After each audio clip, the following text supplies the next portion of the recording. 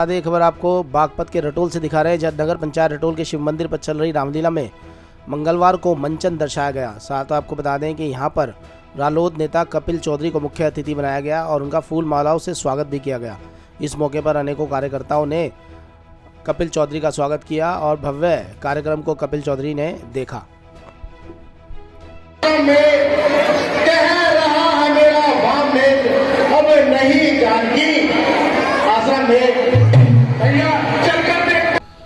देखिए, बागपत जो विधानसभा है वो पिछली बार यहाँ से जो बीजेपी के विधायक हैं वो 3 योजना जिला पंचायत अध्यक्ष भी यहाँ पर रहे हुए हैं। फिर भी यहाँ समस्याओं का अंबार है और मैं आरएलडी जो है वो किसानों की पार्टी है, किसान की, मजदूर की, नौजवान की बात करती है। हमारे जो राष्ट्रीय अध्यक्ष हैं माननीय चौधरी जयंत सिंह, उनको जो पार्टी की जिम्मेदारी मिली है, तो हमारा घोषणा पत्र है जो हमने पूरी पश्चिमी उत्तर प्रदेश में पार्टी के सीनियर्स लोगों ने घूम घूम कर जो उनसे सलाह लेकर बनाया, उसकी आने वाली 31 अक्टूबर को उसका घोषणा करी जाएगी। पर मेन मुद्दे जो हैं, जो जैन जी से मेरी बात हुई, हम किसान को जो ये 2-2 हज़ार रुपये की जो ये सौगात देने हैं उसका मजाक उड़ाने का काम कर रहे हैं। 15,000 रुपये सीमांत किसान को और 12,000 रुपये एक मुश्त हम माननीय स्वर्गीय पूर्व प्रधानमंत्री किसान मसीहा चौधरी चरण सिंह जी की जयंती पर किसानों के खाते में डायरेक्ट अगर आरएलडी सरकार में आती है तो उनके खातों में एक मुश्त धनराशि देने का काम आरएलडी की सरकार बनती है तो हम करेंगे। बाकी जो स्थानीय मुद्दे हैं, स्थानीय समस्याएं हैं, उनको अपनों के बीच रहकर विकास कार्य, हमारी अब विपक्ष की सरकार यूपी में बनने वाली है, गठबंधन की सरकार जो माहौल चल रहा है, गठबंधन की सरकार बननी है, उसमें जो ज़्यादा से ज़्यादा आरएलडी की भागीदारी होगी और उसमें आदरणीय जयंत चौधरी की एक विशेष भूमिका होगी, तो वहाँ से भी हम प्रयास करेंगे। अगर हमें प्रतिनिधित्व करने का मौका बागपत विधानसभा का मिलता है तो इसको चहुमुखी विकास किया जाएगा। जहाँ तक किसानों की बात है, किसान पिछले 1 वर्ष से दिल्ली के बॉर्डरों पर अन्नदाता पड़ा हुआ है और इस संवेदनहीन सरकार के कान पे जू तक नहीं रेंग रही है और आप ये समझिए कि 700 से ज़्यादा किसान शहादत दे चुका है। अभी लखीमपुर खीरी में जो किसानों का मामला हुआ है उसमें क्या कहना चाहेंगे आप?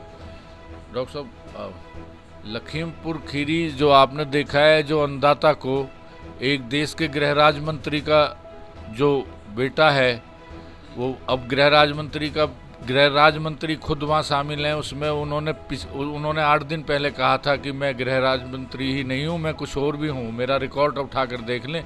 उन्होंने अप्रोक्स रूप से किसानों को धमकी दी थी, तो उसी का ये परिणाम है। जब बड़े ऐसे करेंगे तो जो नए उम्र के लड़कों पे, तो उन्होंने पीछे से जो जीप चढ़ाई है, 3 गाड़ियाँ थी, थार थी, उसको उनका वो मिश्रा जी का लड़का चला रहा था, पीछे से किसान को रौंदने का काम किया है।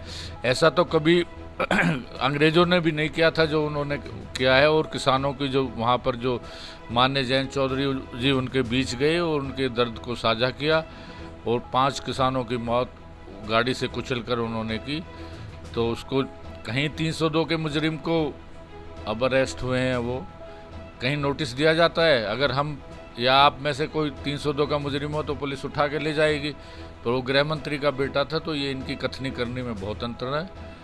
योगी जी जो ठोक दो नीति है, बुलडोजर चलाओ नीति है, क्या आप मुख्यमंत्री अब गृह मंत्री के मकान पर बुलडोजर चलाएंगे? वो भी तो दोषी है, उनका लड़का दोषी है। उसकी राइफल पिस्टल वहीं से बरामद हुई है मौके से। वो कहने यहाँ नहीं था, तो राइफल पिस्टल जब उसकी है तो वो था वहाँ पर। भाजपा जो बोलते हैं भाजपा वाले कि सबका साथ सबका विकास, क्या है ये? सबका साथ सबका विकास है, अडानी का होगा, अंबानी का होगा, और उनके जो दोस्त हैं नए 40-50 खरबपति इस देश में पैदा हो गए हैं। और जो मध्यम वर्ग का, किसान का, मजदूर का, जो नौजवान के हालात है, वो सब आपके सामने है। महंगाई चरमोत्कर्ष पर है।